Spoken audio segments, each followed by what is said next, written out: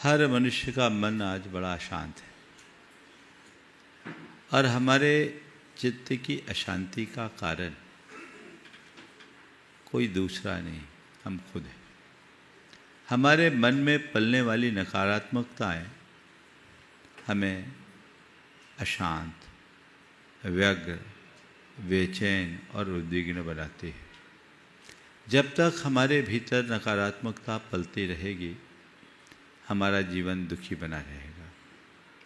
जिसने अपने जीवन की नकारात्मकता को समाप्त किया वही सुखी है। हम अपने इष्ट आराध्य को अरिहंत कहते हैं। अरिहंत कौन है? जो अपने अरि का हनन कर दे। अरि यानी शत्रु। इसका मतलब समझिए, अरि यानी शत्रु, शत्रु यानी हमारे भीतर की नकारात्मकता। सच्चे अर्थों में हमारा असली शत्रु कौन है? कोई बाहर नहीं, हमारे मन में पलने वाली नकारात्मकता।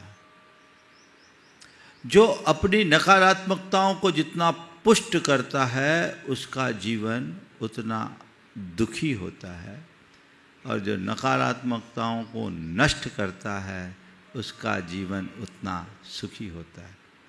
सच्चे अर्थों में देखा जाए तो हमारे अंदर की नकारात्मकताएं ही हमारे जीवन का असली दुख है, वही समस्या है। उसे हम दूर करें। प्रतिदिन अभी अ अक्षर से एक एक शब्द के आधार पर अपना अंतरावलोकन करते हुए अपने भीतर की नकारात्मकता को दूर करने का प्रयत्न चल रहा है। आज मेरे सामने एक शब्द है अशांति, है ना? अशांति से सब परिचित हैं, है ना? परिचित क्या महाराज, हम तो भोग भी रहे हैं। भोग रहे हैं कि नहीं भोग रहे? बोलो। ऐसा कोई व्यक्ति है जिसके जीवन में किंचित अशांति ना हो? बोलो, है कोई सभा में? पर चाहते सब हैं कि मेरे मन में शांति हो, अशांति मिटे। सवाल है, ये अशांति कैसे मिटे? आज हमें उसी अशांति के निवारण के लिए, क्योंकि समय हो गया, संक्षेप में कुछ बातें करना है। सबसे पहले अपने अंदर की अशांति को पहचाने। हमारे साथ सबसे बड़ी मजबूरी ये है कि मन में बीमारी पलते रहती है और हम उसे पहचानते नहीं, तो निवारण का प्रयास ही नहीं होता। हम उसके असली रूप को नहीं पहचानते, इधर उधर अपना दिमाग लगाते रहते हैं, तो बीमारी जो कि त्यों बनी रहती है। अशांति है क्या? सबसे पहली बात है मन का द्वंद्व। मन में द्वंद्व है, अंदर से खींचातानी, वैचारिक टकराव और किसी एक निर्णय में स्थिर न रहना, ये अशांति का पहला लक्षण है। प्राय लोग शांति और अशांति को भौतिक अनुकूलता और प्रतिकूलता से जोड़ लेते हैं। कई लोग बोलते हैं महाराज बड़ी अशांति है, व्यापार में नुकसान हो गया, एक्सीडेंट हो गया, कोई केस मुकदमा हो गया, बच्चे का तलाक हो गया, आपस में लड़ाई हो गई, इसे ही अशांति मानते हो। ये तो उस भीतर की अशांति के परिणाम रूप बाहर प्रकट हो रहा है। एक संयोग है, घटना है। संत कहते अशांति एक घटना नहीं, अशांति एक परिणाम है, जो हमारे चित्त की परिणति है। अगर मन में द्वंद्व है, खींचातानी है, टकराव है,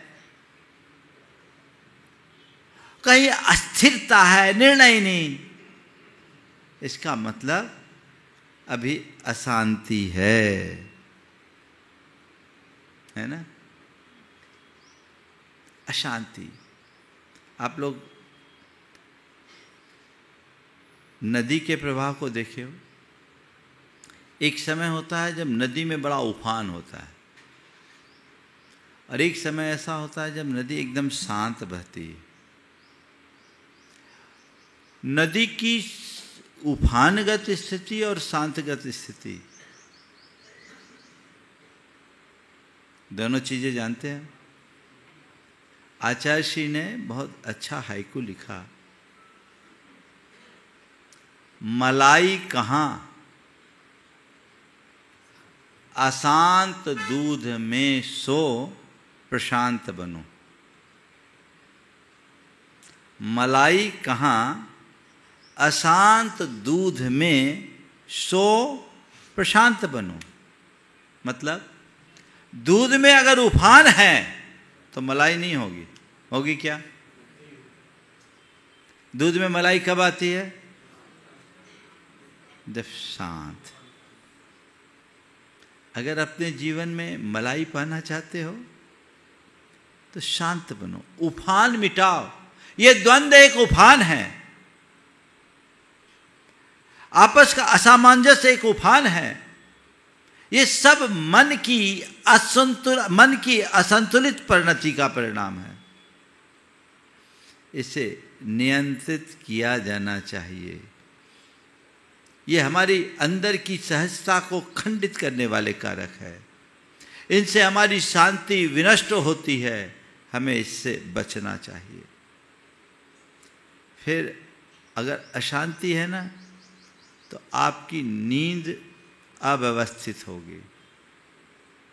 शास्त्रों में पूछा गया सुखी कौन है, तो कहा सुखेन स्वपति सुखेन जागृति स सुखी।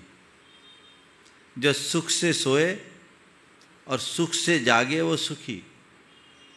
जिन्हें सोने के लिए नींद की गोली न खानी पड़े और जागने के लिए अलार्म न लगाना पड़े तो समझना सुखी।